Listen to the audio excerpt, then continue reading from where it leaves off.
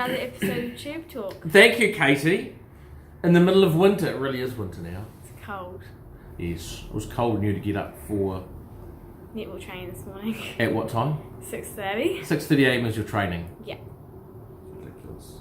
Anyway, you went to Waikato Stud last week. We did. It was great. Went down, had a night there, saw all the great stallions. Savabeel, Sacred Falls, Tavachi, Rock and Pop, Ocean Park, their new one, Adrossan.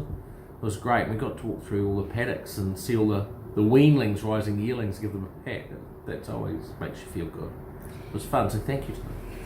So, let's get into this week. So, on Friday at Geelong in race 5, we have Remuera. Yeah, horse that we've been trying to get racing fresh up, but all the rain, not just in New Zealand and Australia, has been holding us up. It's a heavy 10 track. She doesn't like it heavy. She's got Barry 4th, Michael Walker on board. The track may come back to a heavy 8, slow 7. If it does, we'll probably run her just to get her started off. And she's going really well, but she won't like a heavy track. Then on Saturday in Whangarei, we have Bell Tester in race 5. Yeah, so Bell Tester just had a little bit of an eye issue, which is why she's had a bit of time between runs. She's a stayer. Her first run was actually very good. She's going a mile. She's got a nice barrier draw. She'll run with cheek, but the distance should be too short for her. So if she ran the first 3, we'll be wrapped, but I think she's more likely to sort of run 4th, 5th, 6th, 7th, somewhere around there, and set her up really well for her next start over ground. Cool. Then in race 6, we have Loose Cannon and Running Man. Yeah, both of those. Loose Cannon, very, very smart filly. 2 starts for a win and a 4th at Group 3 level, where she was unlucky and just about put through a fence. First run for a long time, but she's back. She's got barrier 7. 1 trial under her belt. She's not 100% fit, but she's 100% well and she'll be hard to beat. Running Man, he's second on the ballot and he should make the field. But from barrier 3, if he makes the field, he should sit handy and run far better than his current form suggests. He'll love the increase in track conditions, the better track conditions, and he can run very well and run way better than his odds will be on the day. Cool. Then in Hawke's Bay in race 9, we have Rock Island Line. Yeah, and he's ready to hit form. He's got barrier 3, Robbie Hannum on board.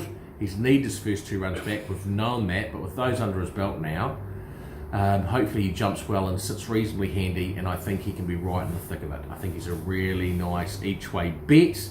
Slow 7, dead 6 track. It'll probably stay that way. If it got a wetter, it wouldn't bother him. Then in race 10, we have Zapper.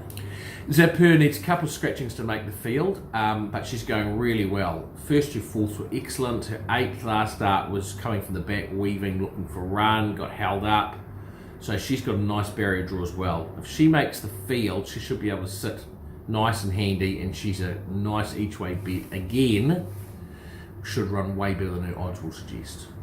Then in Caulfield, in race 7, we have Alward.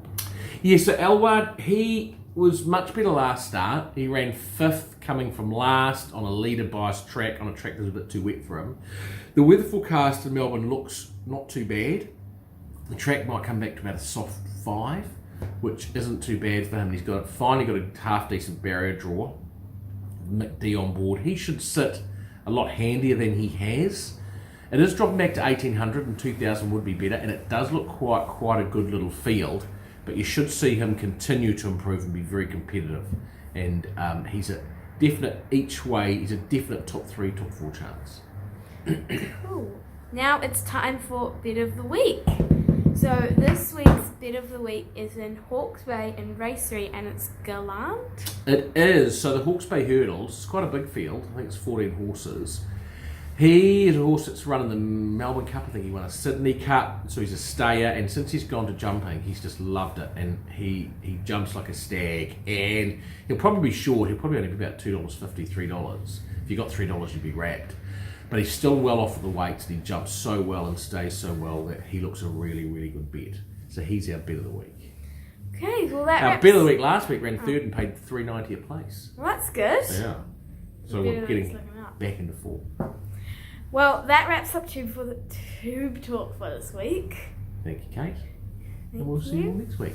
Okay, Bye. bye. Has Power of Strength, has a bro, and now Loose Cannon starting to wind up against the rail here. Maison Roxanne in front from Has a Bro. Power of Strength, Loose Cannon is flying on the inside. Loose Cannon, unbeaten in trials and now unbeaten race day.